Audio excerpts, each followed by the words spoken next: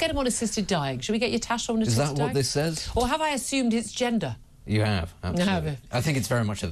Actually, is it a they? It's a they. It's a they, them. It's It's an it. a they, them, them, Tash. I don't know why I just did that. Anyway, whether you are listening on DAB Plus radio or on your smart speaker or watching on YouTube or on your connected device, it's great to have your company.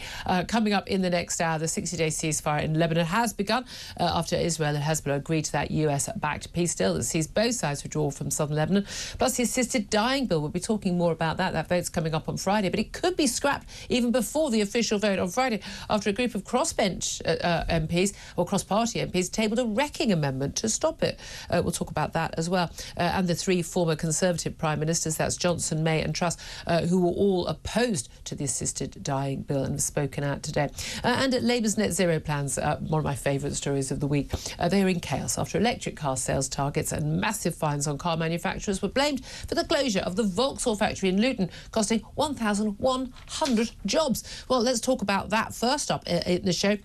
Into today's Hour, Benedict, because we were just talking about it earlier. It is just extraordinary, really is, that you've got these net zero targets, and again, we've got the 2051 for net zero. So the madness of that, of course, won't make any difference to climate change. I don't think man will make any difference to climate change anyway. Certainly won't make a difference to the 1% of emissions that Britain gives out. But also, we'll only manage to do it if we did do it, which we won't, by simply importing everything that's being made from abroad. So in a coal-fired power station, basically creating the energy in China for them to make the things which we'll then import. But, oh, don't worry, our carbon output's really low. It's a load of abject nonsense. Then they came up with the madness on the cars. And it was 2035, then 2035, it moves 30, it moves depending on the way the wind blows or doesn't blow, because it rarely does blow enough in this country for the wind turbines to provide our electricity. But we've got these targets on clean energy, clean electricity, completely fossil fuel free by 2030. Totally unachievable, unaffordable, never going to happen. Never, seriously, it's never going to happen. And these targets on cars, the targets on the cars are fascinating. They want us to buy electric vehicles. Yeah. And the way they're going to make us buy electric vehicles is not by electric vehicles becoming, mass market and being sold cheaply and everyone going, these are brilliant. Not by them putting in the electric charging points everywhere so people can charge them quickly. Not by making the charging that much quicker. That it's just not an issue that they take a little bit longer than filling up with petrol or diesel. No, by basically banning manufacturers from selling us non-electric vehicles. So as of this year and onwards, we are looking at if you're a manufacturer of cars and you're selling cars in this country, you can sell a minimum of 20% of your cars have to be electric vehicles. And every single car that is diesel or petrol or hybrid that you sell over that, more than the 80%, you get fined. And the fines are extraordinary. They're not like a couple hundred quid. They are £15,000 per vehicle. Manufacturers have gone, well, great, we'll try and sell these cars. They can't sell them. The motorists don't want to buy them. And when motorists don't want to buy them, they're in a situation where they're taking such a big hit selling other cars, they're basically saying, we're just simply not going to bother anymore. We either won't sell here, or in the case of Vauxhall, saying, we won't manufacture here. We're going to close down our factory in Luton. Benedict, this was always going to happen. The government has said they're going to water down some of the fines. They're going to try and keep the targets, but change the fines. This is insane. It is, and it is destroying what's left of our automotive industry. And the problem is, if you're then setting yourself up against countries like China that can build electric vehicles or any kind of vehicle with massive state support and has huge markets anyway, and coal-fired energy, which is able to make its own steel and things like that. That's a great disadvantage. And then, of course, on the other side, you have the United States, where rather than try and regulate everything to death, they go, let's make it even better. Let's try and deregulate.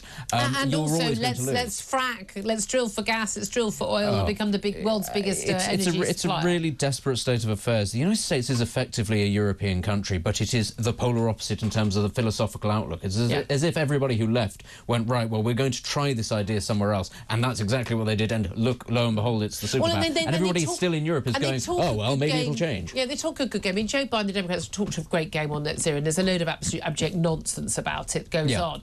And there are, the same sort of pushes for electric vehicles. Of course, lefties get in everywhere. But fundamentally, they've also been making sure they've got enough energy. Yes, and the fact that this is perhaps the most brutal thing, and always is the most brutal thing, is that it's pretty widely accepted in energy circles that the UK could have some of the lowest electricity prices in the world. It could be entirely energy self-sufficient and a net exporter if it wanted to. but it doesn't want to, or at least its government doesn't want it to. But I dare say, actually, rather too many members of the public still look at things like fracking and go, oh, no, it'll cause my house to collapse. They saw a documentary that was on YouTube 20 years ago. They listened to saying, oh, yeah, you had fire coming out of the water pump. I mean, genuinely all made-up nonsense. There is no example of a society anywhere in history that had rising energy prices getting more progressive or building more or moving forward. But that's us. We have the most expensive electricity price. But it's right there. It's right there. The coal, the oil, or the gas. We could just pick the gas. We wouldn't have to bother with the coal. Gas is very clean. Frack gas is very clean. We wouldn't have to bother with North Sea oil or coal. You could just frack and we'd be almost entirely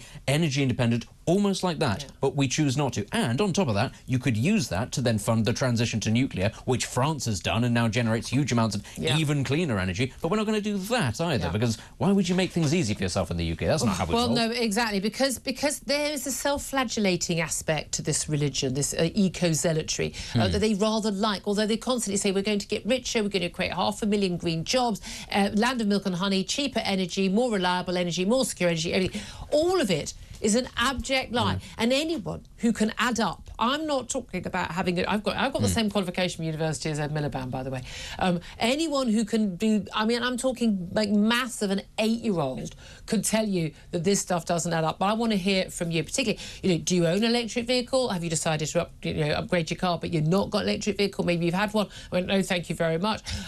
Maybe you'd love to have one, but actually you've got nowhere to charge it. And of course, the cost of charging your vehicle is an absolute fortune on the street. Although bizarrely, people are charged less at home, which I find extraordinary. But don't worry about someone trying to heat their home with electricity, actually needing that. But the government is expected to say water down their strict net zero rules for sales of electric cars. I think they're going to announce, Jonathan Reynolds, the Business Secretary, something along the lines of like some sort of the fines. You're not going to have to pay the fines this year. You can trade them off against fines in the future. If you plant a tree, we'll let you defer it for a year. It'll be like, the sort of medieval sort of, selling of it's strange that we've got this left-wing government that does seem to be going down a left-wing, a medieval route, because its solution to farming is, well, we're just going to crush all the small farmers and let major conglomerate feudal lords Absolutely, it's quite extraordinary. But I want to know, manufacturers say, look, we can't sell the sodding things, so you're fining us for selling cars that people want to buy when people don't want to buy the ones you're telling us they should buy. I want to know your reaction to all of this, because my view is, I've been telling you this for years, told you so. Net zero simply does not survive. It's any interaction with reality. Give us a call, 0344 499 1000. You can text TALK to 87222. Get in touch on X at Talk TV. Calls are charged at the national rate. Text costs £1, standard network rate message. I also want to hear from you about the BBC nominating various people for Women's Footballer of the Year. Now, you might have thought they'd only nominate women, but no. In their infinite wisdom, they decided to nominate as one of those up for a public vote, who then subsequently won that public vote, Barbara Banda, who did score a hat-trick at the Olympics in Paris and has become the second highest scorer in the US National Women's Soccer League this season. Barbara won from a 5-player shortlist against a player who won the female Ballon d'Or, that's Atana Bonmati. But extraordinarily, this player, Barbara Banda, is not a woman.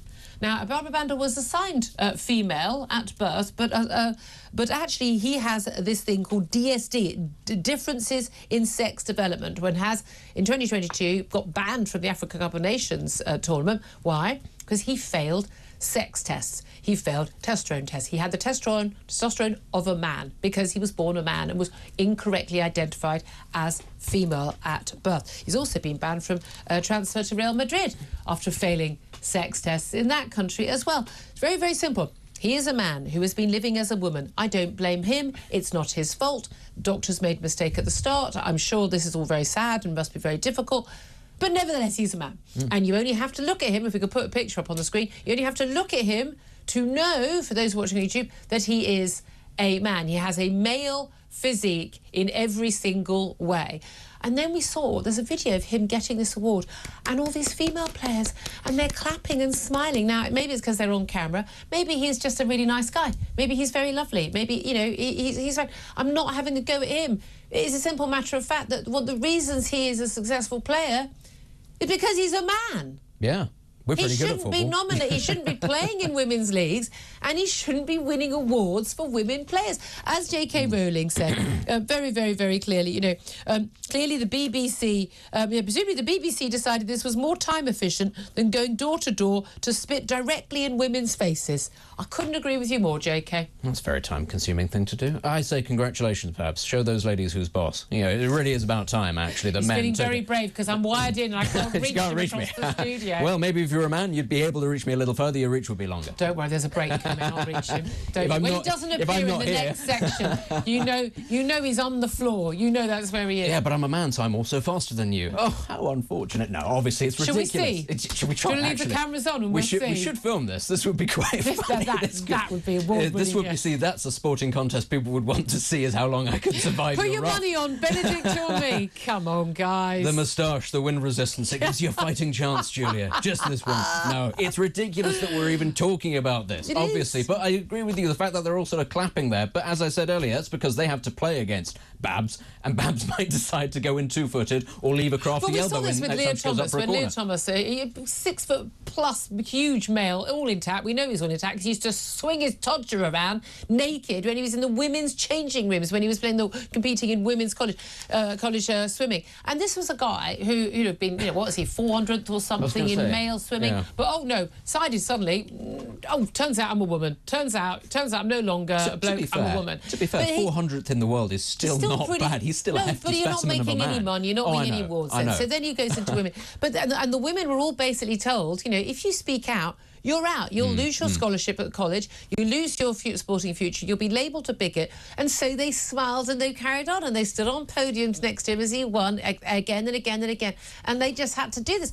Lionesses. My call to the Lionesses, you are amazing, wonderful, inspirational women. I am so pleased that young women today have you to look up to and not these silly pouting influencers with their fake eyelashes. They've got women who are fantastic physically, fantastic role models who they can look up to. Why don't you stand up for women? Why don't you, as a team, all together, stand up? This isn't transphobic. It's not a man identified as trans pretending to be a woman. This is someone who is the victim of a terrible biological mix-up, but who is nevertheless, Barbara Banda is a male player. He has no business playing in women's football. He is taking the place of a woman who could be achieving in sport. He is also taking the place of a woman who should have won the award for the BBC Women's Footballer of the Year. Why are you staying silent? You are the Lionesses. Why don't you use the podium you're on, or the platform you've got? Why don't you use your voices? Or why don't you roar loudly for girls and women in sport, for a fair playing field in sport? The reason we have women's football, the reason we have women's sport is because male have an inbuilt physical advantage, as does this player. Come on, Lionesses, speak out, support other women, support other girls who want to support your sport. This is your time, because otherwise you're just saying it's okay for women's sport to be destroyed by pretty much anyone with high testosterone who fails a sex test or puts on a wig and says they're a woman to take over women's sport. And if you allow that, in about a decade's time, there won't be any women in women's sport anymore. Come on, Lionesses, do the right thing. Use your roar, use your voice and speak out. We'll see if that works. I have a funny feeling it won't. And it is sad, Benedict, that it won't work. Yeah, and what will inevitably happen, actually, is what happens in real life when lionesses become a little bit too troublesome, is men will shoot them down, both literally and physically. That's what we're at here, basically. This is a form of misogyny, basically. It is. Women are being told you have to go along with this because you're a bigot, if not, and they're being told by men. Be quiet. Yeah, exactly. Well, I love J.K. Rowling. She absolutely refused to do that. The Supreme Court today, on the second day of a case deciding what a woman is in law. Again, what on earth? What on earth is happening when our courts are using up their time on this nonsense? Oh, honestly, well, for a start, I mean, the entire edifice of the British Supreme Court, the fact that we have that and then it's sort of adjudicating on these matters, it's just farcical. And yeah, anybody can tell you, actually, in reality, what a woman is, what a man is. The fact that you then have these very learned friends, very clever people all going into the intricacies and spending time on this, when, in fact, the conversation would be done in 5 seconds in most pubs, which Keir Starmer himself is the best sort of public forum, which is probably why he's so in favour favour of them closing. You know, that's ultimately where we're at right now, is that the very intelligent people in the ivory towers will tell you what is and what is not and what are the caveats, whereas most people will go, no, we're pretty certain what this is, and we don't need you to do this. We all know, don't we? Well, particularly on the BBC and this Women's Football of the Year, I'd love to hear your reaction to that. Give us a call, 0344 499 1000, text 87222, get in touch on X at TalkTV, same as for the net zero and eco cars as well. I just want to squeeze in one more story. Ed Davey. I don't know if we've got the video. Ed Davey, last time you heard, Lib Dem leader, did very well, 70-plus MPs at the last election. He did very well with a lot of sort of rather silly videos and rather silly sort of stunts where he was, he was on a paddle board, he was going down slides at fun fairs. I mean, you name it. But it got him in the news and people were talking about it. It was all over social media. Well, this time, he's issued a TikTok challenge to Keir Starmer. Let's play a little bit. Bring the boom strong, bring the boom and no fear. Bring the boom was the song in the summer this year. Put them on the boom meter, we're gonna rate it. Put the fries in the bag now, already ate it. Boom and doom in the restaurants, making some noise, taking the field. That's probably enough, isn't it? Now, if you're lucky enough not to be watching that's rather, I can't be honest, rather tubby-looking Ed Davey. I don't mean to be harsh, but it's quite a lot of belly there, and he's got his hands in the air, and basically he's doing a sort of funny little step, a little dance, a TikTok dance. He's trying to do basically one a day. He's challenging Keir Starmer to play FIFA, which I understand the young people are telling me is some sort of game, online game. Has women in it now. Has women in it now, apparently. Or maybe men who think they're women, I don't know. But he wants to challenge him to some online game. I don't know what... I mean, we've got the assisted dying bill, we've got benefits explosion, we've got wars on, and this is what the Lib Dem leader is doing. To be honest, I don't think that what he's doing is any more ludicrous or any less ludicrous than what's currently going on with the debate around assisted dying in this country. That's basically the standard of government that we have now. I remember when I was at university, you used to play FIFA. If you beat somebody by 5 goals or more, they had to write you a public apology. It was a form of shaming people. And maybe that'll happen if Keir Starmer's particularly bad. But, I mean, it's not really very dignified. It's a stunt. It's not going to go anywhere. Keir Starmer is not going to play FIFA.